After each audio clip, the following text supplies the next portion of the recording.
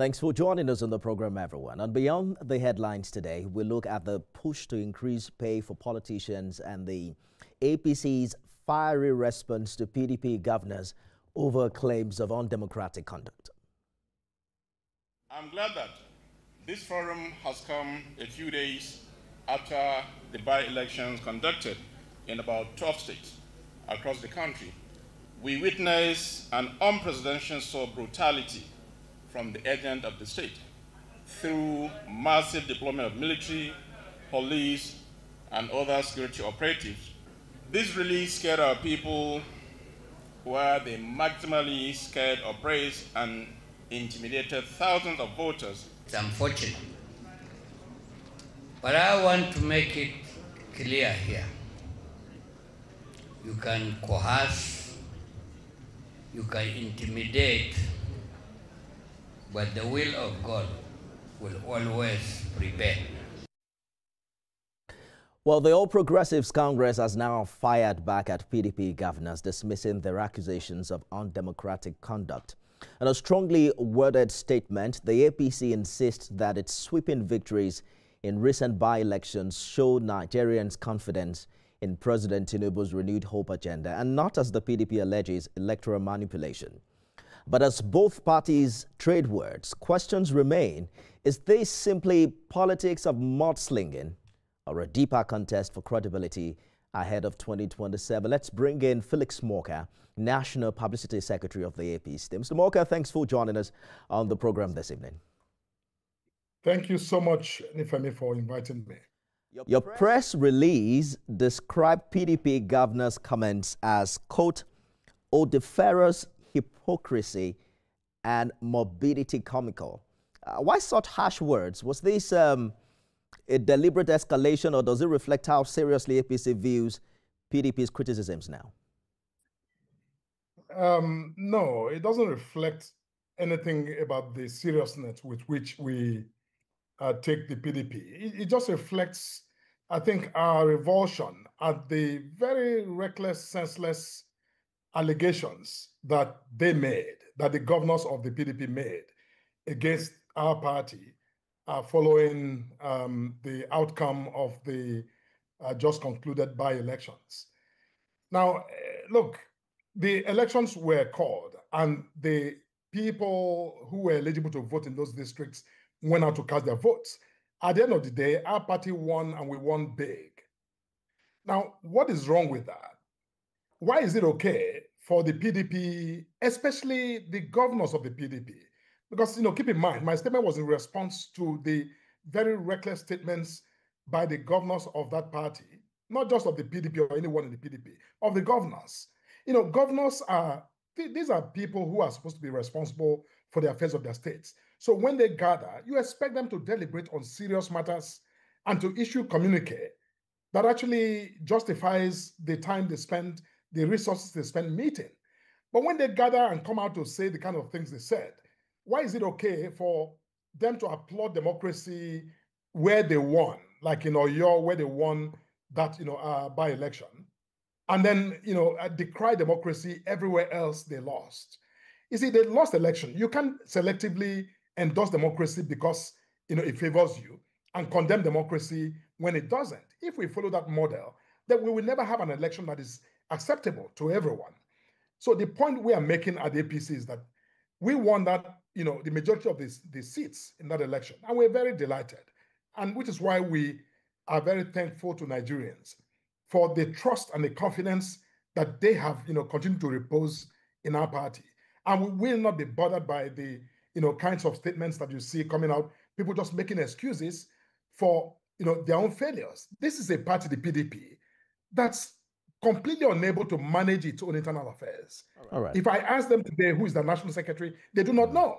And then they point fingers at the APC for doing what we were established to do. And we have no apologies to make for our success. It is not that bad, because we have breaking news that the PDP's 102nd NEC meeting has just affirmed Ambassador Umar Damagum as the substantive PDP national chairman.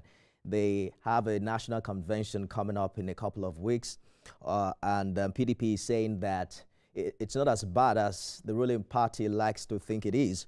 But what the PDP governors are saying, Mr. Morka, has to do with the conduct of this by-election. You have cited your party's strong performance in Zamfara, Adamawa, and Kano as proof of public confidence.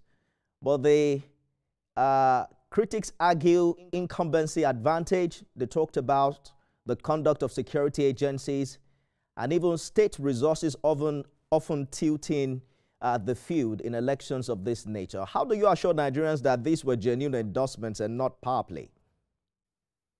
Look, in the states you just referenced, Adamawa, Zamfara, Kano, these are not APC control states. As a matter of fact, the odds were stacked against us.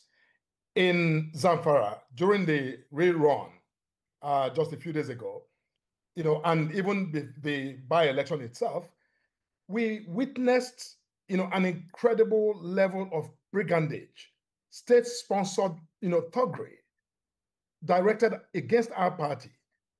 See, just because we don't complain as much as, the opposition complains, does not mean that we're not, the target of this sort of very, horrific, violence against our candidates, against our loyalists.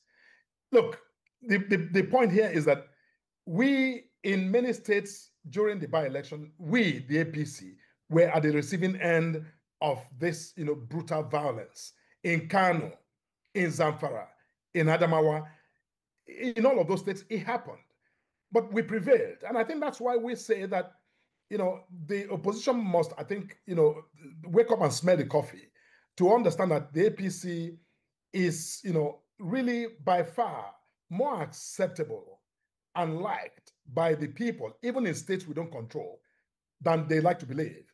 And, which is why when the governors speak as they did, of course, we have a duty to push back and push back very, vehemently, because there was no basis or justification for the allegations that they made against our party. You describe the PDP as savagely crippled and in terminal decline. But I'm sure you're aware that PDP still control some strongholds in parts of the country. Isn't it premature to dismiss them entirely ahead of 2027? No, look, nobody is dismissing anybody. But the fact of the matter is that the PDP has been, really embedded in intractable, rift and crisis. It doesn't matter what they come out to say, whether they are, ratifying Damagun as the national chairman. It doesn't matter. The party is, completely steeped in crisis. And the point that I make is that a party that cannot govern itself, a party that has proved incapable of managing its own internal affairs, cannot convince anyone, not these smart Nigerians, that they can govern Africa's most populous country. That is just not, it doesn't sell, it makes no sense. So they should focus on fixing their internal problems, and then come out to the public to, try to engage. But to sit back and blame APC for everything that happens, I think that's just, making excuses and shooting the breeze, quite frankly. Your party has been widely accused of failing to deliver on governance. Critics point to issues like rising inflation, unemployment, and insecurity in parts of the country, despite the renewed hope agenda. How does APC reconcile its claims of success with the lived realities many Nigerians face daily? Look, just because some idle, characters in the opposition choose to, say whatever they like, does not mean it's true. And I don't think they are selling. If they were selling, the by-election we just had will, deliver a totally different result. APC is not doing well on the economy. It says who? With what evidence? With the foreign reserve just hitting over $41 billion? Or Nigeria now exporting nearly 2 million barrels of, oil per day? I mean, numbers that were previously unthinkable. Or is it that the farmers who farm every day, in fact, are doing better today than they ever did? By what measure would anyone make that conclusion?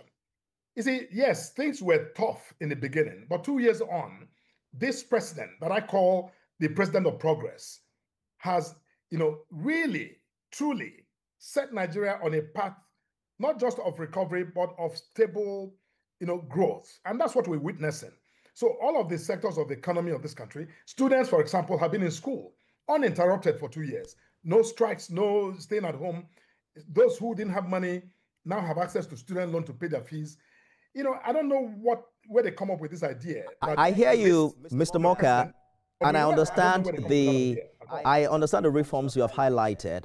But assuming that things are not as tough, or things are not tough for Nigerians, might also be a little bit overreaching. You've argued that Nigerians should ignore what you call PDP's empty rhetoric and stand with Mr. President and the party. In one line, because I understand we have to go now, what's your assurance to citizens who are struggling right now that APC truly offers a path to prosperity and not just a political spin? What do you say to Nigerians who still feel the shoe where it pinches? A new dawn is breaking in our country. It's breaking on all fronts. And I think that, sometimes people who live in parts of the country or parts of the world, see the sun before the others. Doesn't mean the sun is not going to rise to the level where all can see. The good news for everyone in this country is that our country right now has been set on a path of stable, sustainable growth. And the prosperity that comes, that it brings, will get to everyone. It may take time to get from one person, depending on your sector, to the other, but make no mistake, the signs are clear now that we are on that path of moving into a confident future. And I encourage our people to just stand fast and hope for the best, because the best is really here with us now. Felix Morka is National Publicity Secretary of the APC. Thank you so much for talking to us on Beyond the Headlines. Thank you. In part two, everyone, we now put the spotlight on a brewing controversy. The Revenue Mobilization Allocation and Fiscal Commission, RMAFC, reportedly has kicked off a review of public officer salaries. A move some say is turning deaf ears in a nation where civil servants live on a 70,000 naira minimum wage. So while RMAFC says this pay hasn't been reviewed since 2008, critics, including the Nigeria Labour Congress, warn that the exercise may stir social unrest amid rising inequality. Tonight, we dig deep with public affairs analyst Ladi Awutinde. Who really benefits and who's holding the public accountable?